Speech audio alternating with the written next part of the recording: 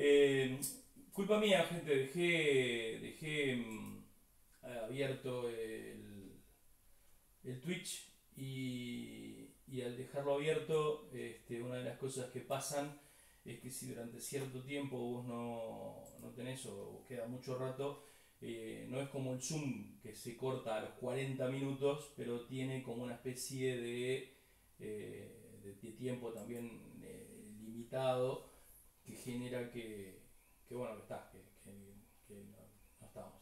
Les pido un favor a todos. eh, Recuérdenme a la 1 menos 5 para ir redondeando, porque yo no estoy mirando el teléfono y generalmente, por más que lo vea en el celular, estoy usando el celular como cámara, lo que significa que en realidad no estoy mirando ningún no estoy mirando ningún reloj. Entonces, avísenme ustedes por las dudas para cuando estemos más cerca de la 1. Así cumplimos con nuestros 45 minutos de clase. Apenas ingresen, dejen en el chat. Ya estoy viendo que algunos. Ya están ingresando algunos. ¿Cómo lo sé? Porque tengo un delay, gurises. O sea, lo que yo veo en mi pantalla pasa a ustedes, les llega casi 40 segundos más tarde. Mecanismo básico de seguridad, porque yo soy medio paranoico, y porque además la clase es abierta. Eso quiere decir que estoy dejando que algunos alumnos del Bausá o de física de otros liceos también puedan ver la clase de ustedes. No pueden intervenir, no los dejo, o sea, porque la clase es de sexto de nueva cultura de física, pero la clase también resulta buena para otros alumnos míos que tienen clase en otro horario y si quieren participar de la clase, bueno, obviamente acá están. Eh, por ejemplo, yo hace un rato que había visto que Arocena había ingresado. Ahora aparece Arocena ahí, bien, Liceo Nueva Cultura, sexto Ingeniería Santiago Arocena, el franquito de sexto, perdón, no, Santiago Arocena.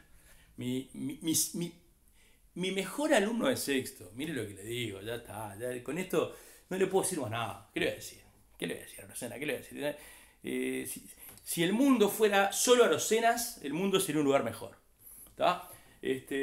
Cuando vean un cacho del video antes, habíamos estado hablando y yo les contaba, digo, como para hacer tiempo mientras iban entrando. Bienvenido también, Fabricio y Tadeo, que los vi entrar hace un rato también. Ahí va, Mr. Allen, un capo.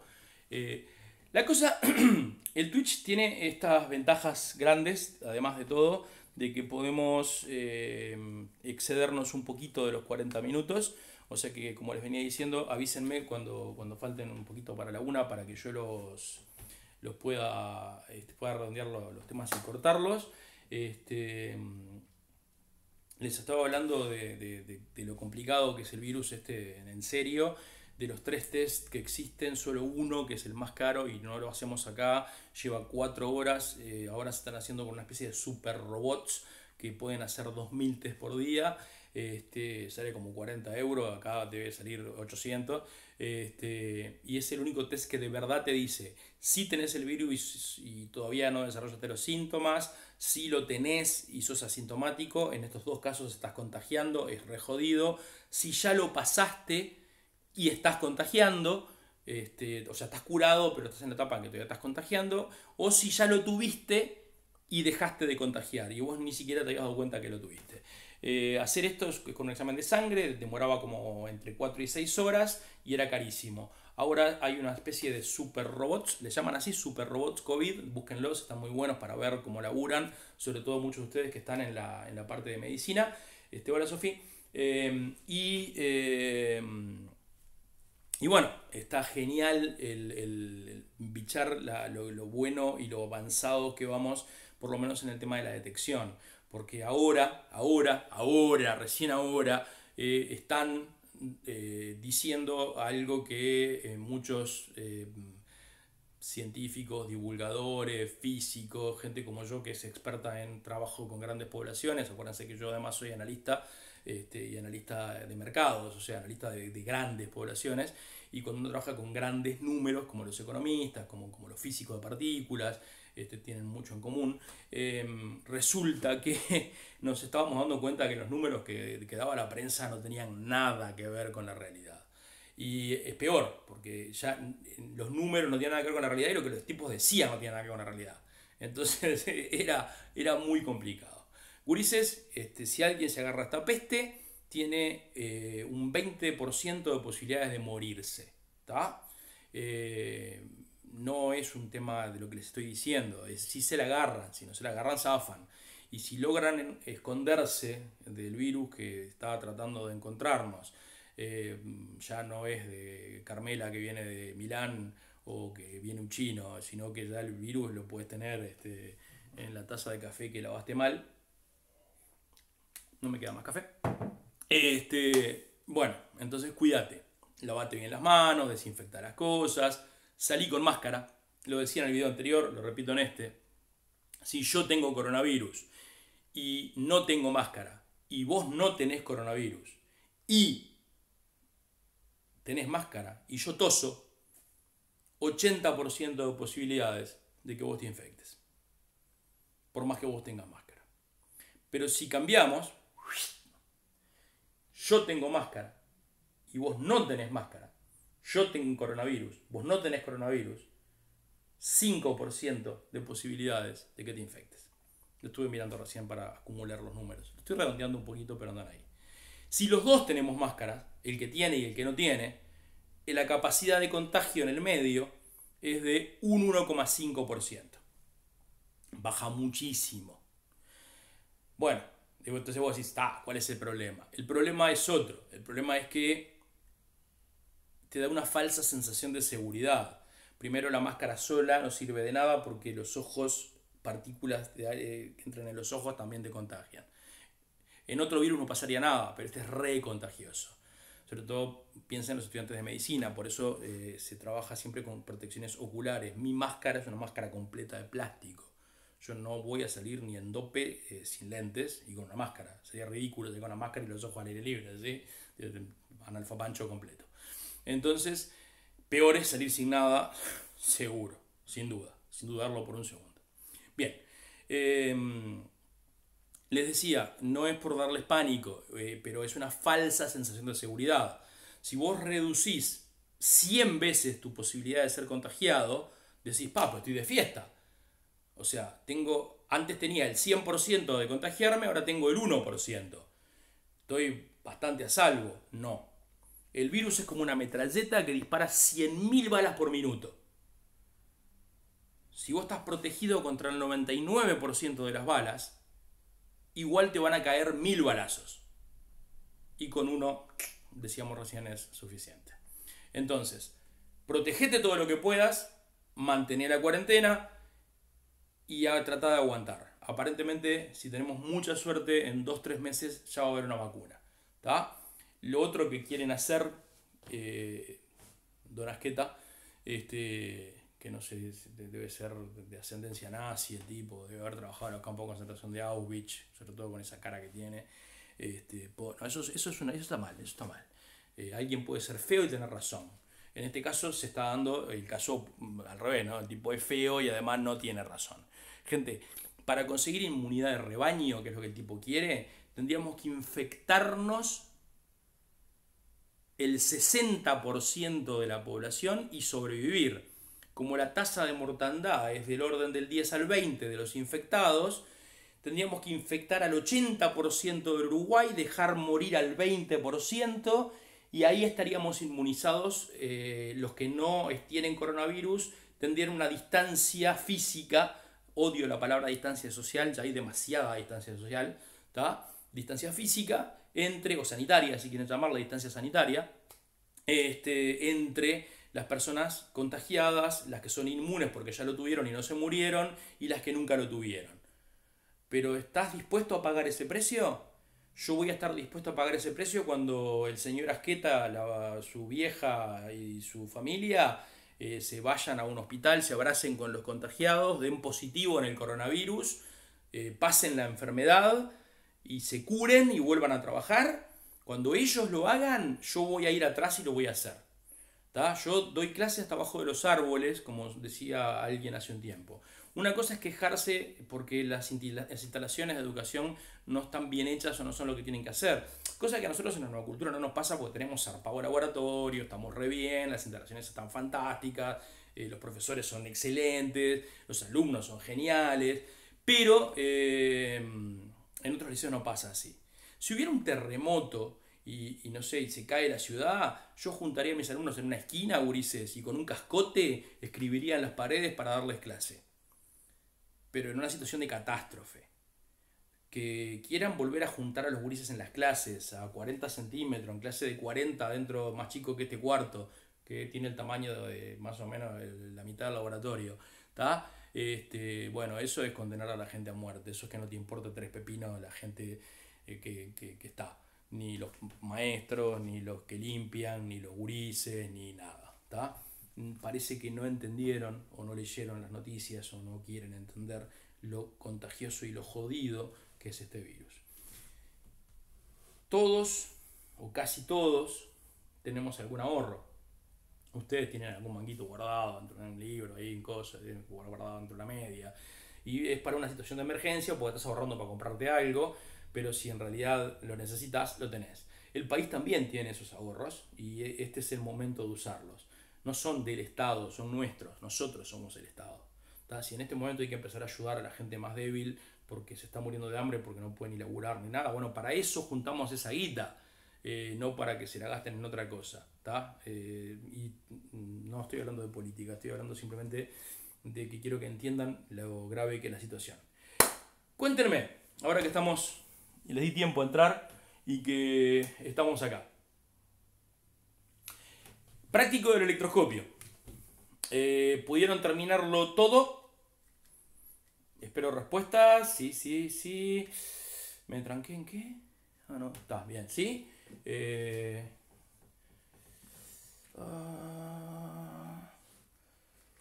También, sí, está, bien, está, genial. Entonces, sigo.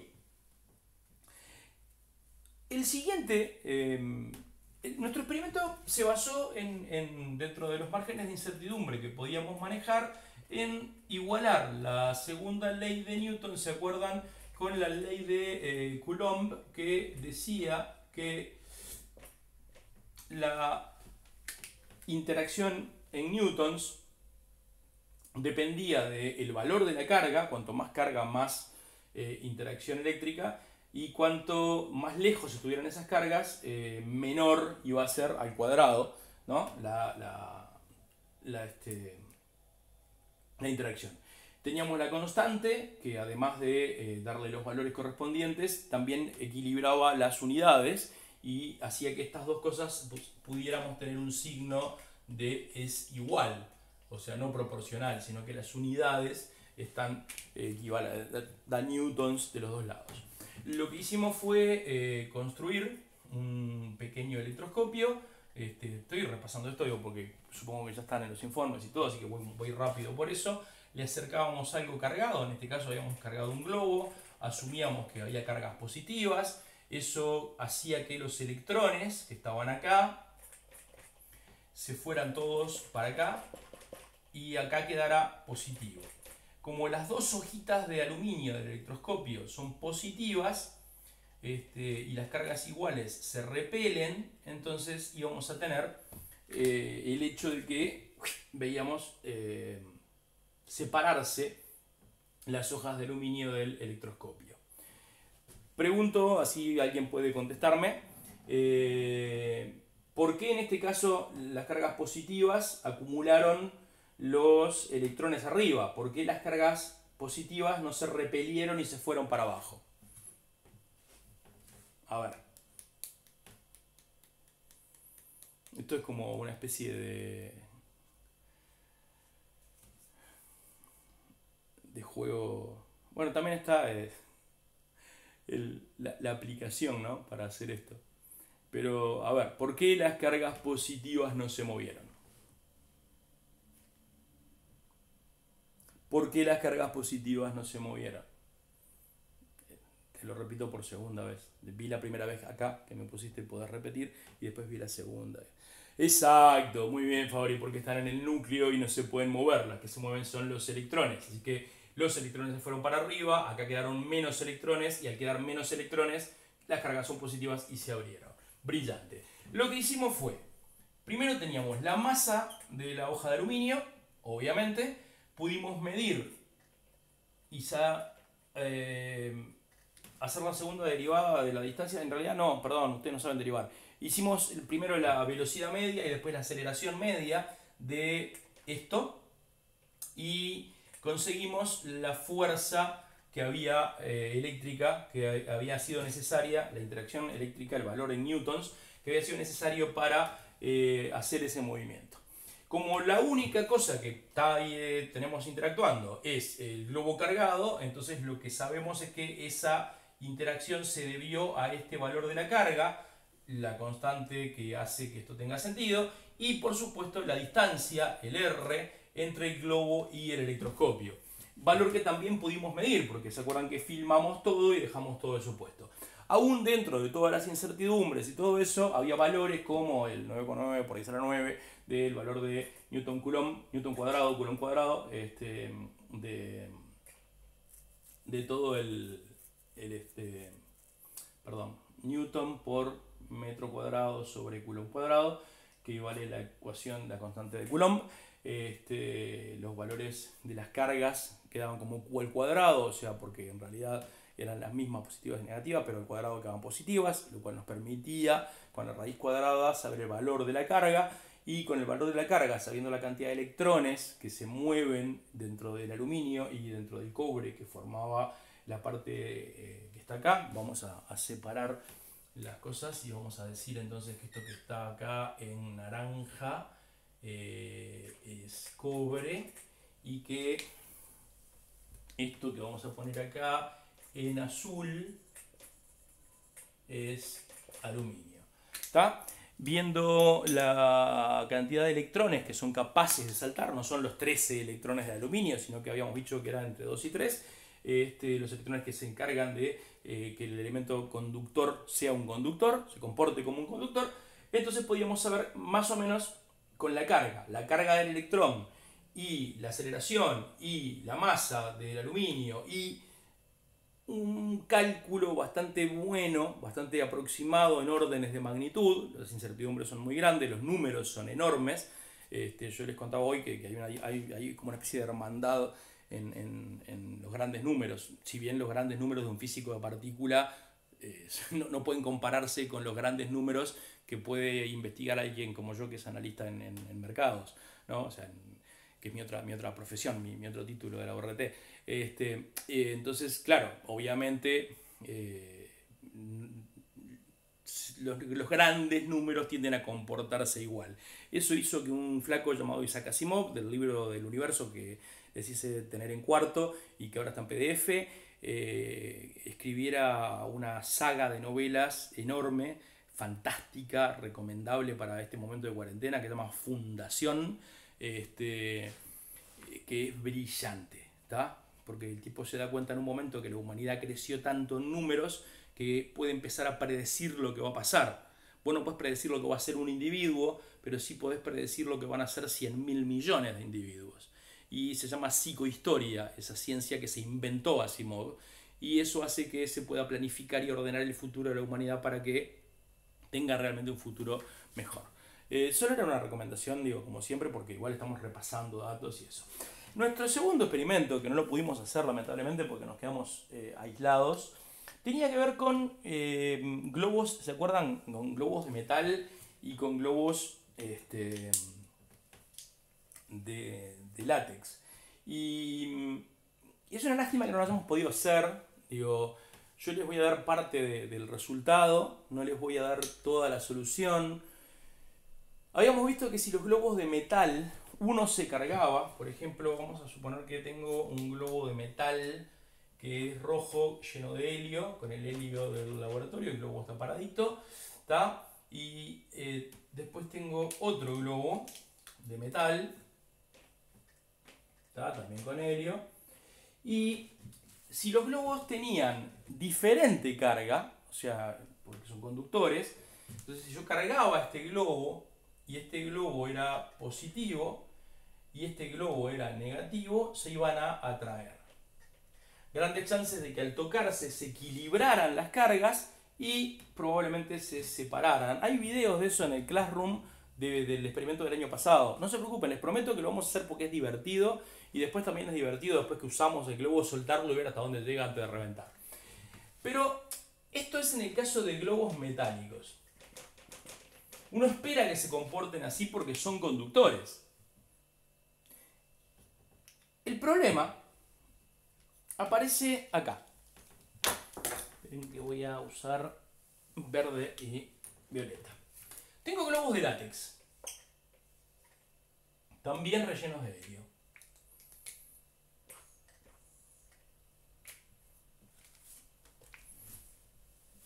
Látex. Obviamente goma, muy mal conductor, casi un aislante, diríamos. Y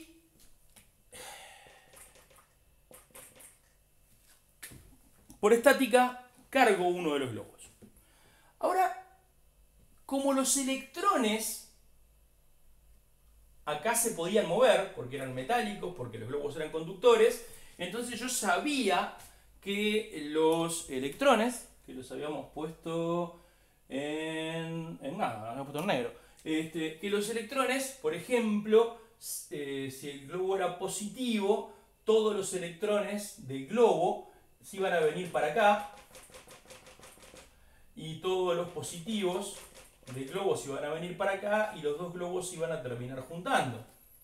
Ahora, la pregunta es, y escríbanme la respuesta, la pregunta es, si los globos son de látex, no conductor, por más que yo cargue uno de los globos y lo ponga al lado del otro, ¿va a pasar algo si no, yo no puedo mover, es imposible mover un electrón de acá, es imposible moverlo hasta acá, no puede pasar. Los electrones acá no saltan de un lado para el otro, no se transfieren de átomo en átomo, sino el objeto no sería un aislante, sería un conductor. Entonces, ¿qué piensan ustedes que va a pasar? Después que me digan que piensan que va a pasar, vamos a ver por qué.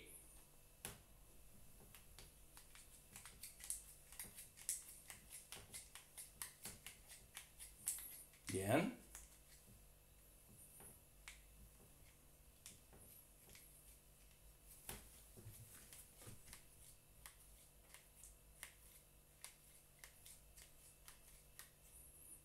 Espera, tengo un mensaje ahí. Sigan, contesten, escriban ahí mientras que voy a ver. No sé si este es alguien que no puede entrar a la clase. ¿Te paso una pregunta por acá? Sí.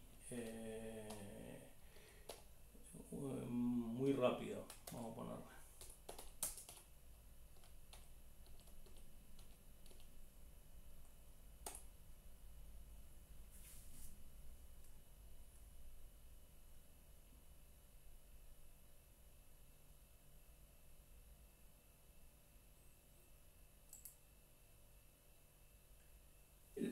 Lo que acababa de escribir estaba bien, ¿eh? No sé por qué lo borraste.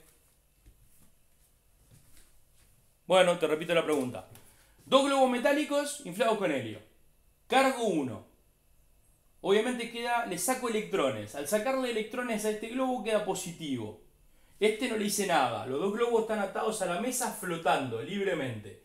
¿Está? Están flotando los dos globos. Pim, pim, pim. Este quedó positivo porque le robé electrones. A este no le hice nada. Así que tiene la misma cantidad de electrones que de protones. El problema es que como es un conductor y este globo es positivo, los electrones de este globo se vienen para este lado y ejercen una fuerza, una interacción eléctrica, pimba, para pegarse contra este globo. Se pueden acercar lo suficiente si el hilito les da, se pueden acercar como para tocarse y como son conductores, en el momento que se toquen, los dos van a quedar con la misma carga y quizás se separen o se van a acercar. Pero esto es inevitable porque esto es un globo metálico y los globos metálicos pueden, los conductores, los electrones, sí pueden moverse sin ningún problema. Mi pregunta es, en estos globos que son de látex, donde los electrones no pueden moverse, ¿tá? No pueden moverse, la pregunta es, ¿qué va a pasar? Yo cargo este globo con estática, le robo o le agrego electrones, o sea, lo dejo positivo o negativo. Vamos a suponer que es igual que este, que lo dejé positivo a este globo.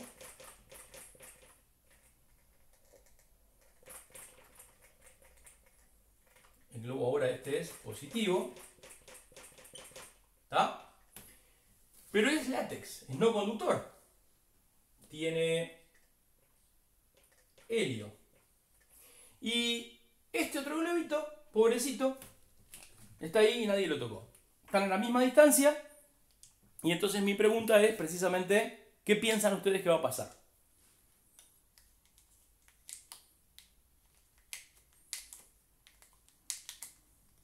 No, a ver, Lucena, rota el globo. Digo, en este caso puede ser sí que roten o algo, pero en realidad lo que termina pasando es algo como esto.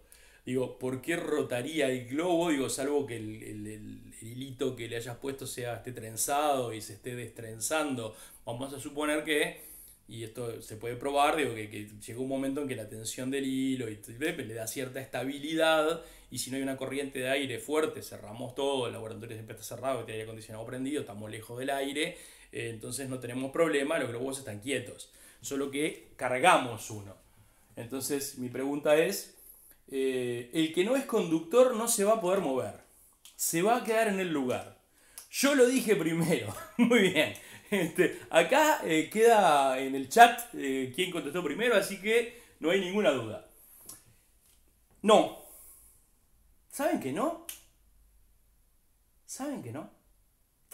¿Saben que si este globo quedó positivo,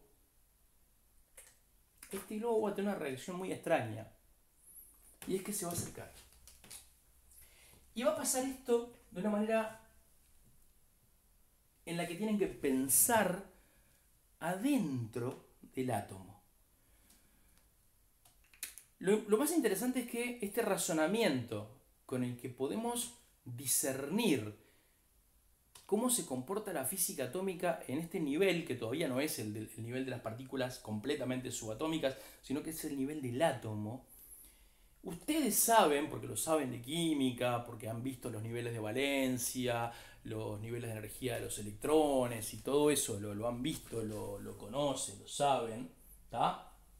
Que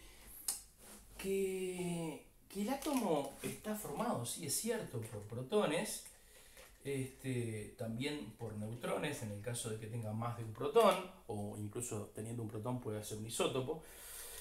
Y después por acá están los electrones, que normalmente, qué buena tapa, normalmente los electrones son como una nube de probabilidad que andan dando vueltas por acá, por el electrón. O sea, pueden estar acá. Ahora miren lo que pasa. Si esta carga es positiva, lo que podríamos llamar la órbita del electrón, es decir, dentro de este globo, vamos a ver si me entienden lo que voy a hacer. Voy a hacer una especie de lupa, voy a agrandar hasta que se vean los átomos y va a pasar esto. Al principio, los núcleos atómicos en negro estaban así y los electrones estaban así. El violeta es el electrón y voy a cerrar este chat de JP12345 porque no me contestó más, así que lo dejamos. Bueno, entonces, acá, así como lo tenés, resulta que vos estás viendo, ¿tá?, un electrón. Pero en el momento que yo cargué el globo, o sea que me llevé algunos electrones, quedaron más electrones, menos electrones, perdón, de los que había, y el globo quedó positivo. Entonces, acá, en este globo, y acá hago otra lupa para que vean lo que pasa, los electrones se comportan de esta manera.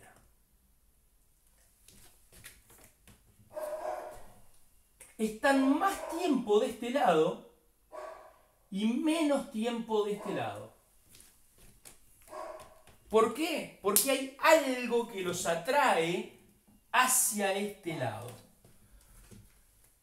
Y esto hace que el electrón, al estar más tiempo de este lado y menos tiempo de aquel, o sea, tenga una órbita que... Lo hice al revés, perdón. Que empuje para este lado, va a hacer que, aunque el globo no sea conductor, el hecho de que el electrón esté más tiempo de este lado, empuje el globo para este lado. ¿Está? O sea que incluso en un objeto que no es un conductor y que no puede transferir electrones, los electrones van a tener suficiente interacción, fuerza, intensidad, como para mover el globo y juntarlo. Incluso si podemos hacer que los dos globos tengan la misma carga, los vamos a ver repelerse. Cosa que es bastante fácil de hacer también porque podemos conectar los globos con cintas, con tiras de aluminio. Vamos a hacer todos estos experimentos y vamos a ver todas las variantes posibles que tenemos en este caso. ¿Tá? Yo lo que quería hacerles era la maldad, como siempre.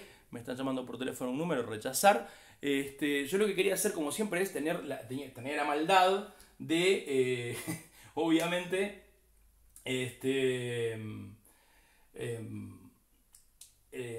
¿cómo te puedo explicar? Mostrarles esto y antes de cargar estos dos globos, dejarlos quietitos con carga neutra, tal, y sugerirles lo que iba a pasar. Y iba a pasar lo mismo que ahora, o sea, ustedes me iban a decir que... y íbamos a ver que no pasaba. Y yo, como es mi costumbre, iba a hacer un poco de teatro, les iba a decir, la física no funciona, ganamos el premio Nobel, increíble, los conductores se comportan igual que los no conductores, etcétera, bla, bla, bla. No, it's not happen. Sabemos exactamente lo que pasa. El electrón, al estar más tiempo de un lado que del otro, hace como un empujón desde adentro. Esto es como estar en un bondi y de repente todos nos ponemos de este lado y el ómnibus hace esto, ¿tá? Porque todo el pasaje se fue para este lado. Incluso si fuera mucha gente, hiciéramos mucha fuerza, hasta podríamos hacer volcar el ómnibus. O sea, en este caso sería como mover el globo, por ejemplo. Entonces, bueno, el caso es que, perdón, el caso es que entonces podríamos, en cierta manera, entender que aún en el caso de los objetos que no se comportan como el electroscopio, que no se comportan como los globos metálicos, la fuerza eléctrica se manifiesta, obviamente, de la misma manera. ¿Está? Entonces, perdón, estoy tratando de tapar las cosas, esto es horrible. Entonces, una de las partes, te diría, relevantes de todo esto, es que las fuerzas eléctricas se van a comportar de ese tipo de formas relativamente correctas y al mismo tiempo contraintuitivas, que no es lo mismo que antiintuitivas. Es bastante claro eso. Muchas de sus respuestas, esas que te salen de adentro, en sexto, no como en quinto, que era mecánica, que son cosas con las que estamos más acostumbrados, te van a salir de adentro y van a estar mal. No te asustes, siempre se los dije en cuarto, se los repetí en quinto y se los repito en sexto. Equivocarte es la única forma de aprender, lo importante es que vos aprendas del error. Y lo que acabas de aprender acá es algo muy interesante.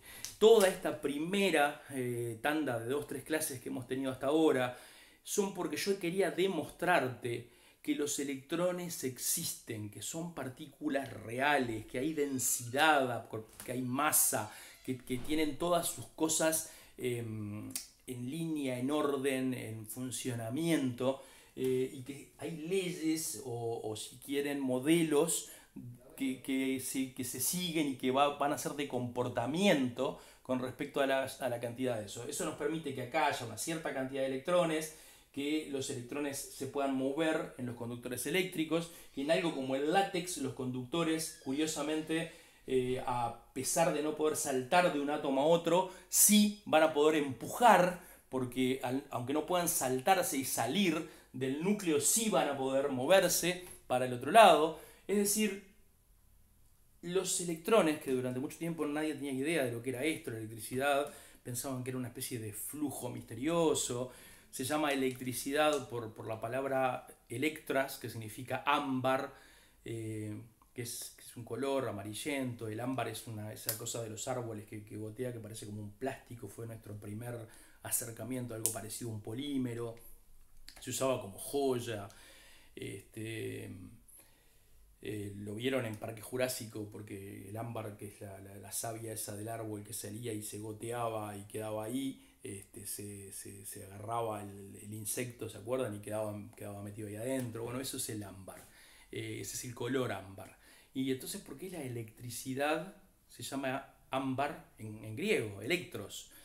Bueno, porque las primeras veces que descubrimos comportamientos eléctricos muy extraños, más asociados incluso, te diría, al magnetismo que a la electricidad, fue porque si alguien tenía una barrita, tipo una gotita que se había solidificado de ámbar, y esa barrita, como una regla, se la raspaba en el pelo, o en la tela, o en la seda, o en algo, y se la acercaba, yo qué sé, a una rana y la tocaba, la rana pegaba un salto, y a la gente eso le parecía muy gracioso. Si había pedacitos de hojitas y cositas chiquitas, y le pasaba cerca la barrita esa cargada de ámbar, resulta que la varita esa cargada de ámbar se levantaba los papelitos o las hojitas de papel o de árbol o de lo que sea, y las movía. O sea, parece más un comportamiento magnético que eléctrico, pero acuérdense que hay algo llamado electromagnetismo, así que después vamos a ver que Faraday, mediante ayuda de Maxwell, terminando incluso hasta con Einstein, todas estas cosas están unidas. Y están unidas de una manera 1252, me acabo de fijar.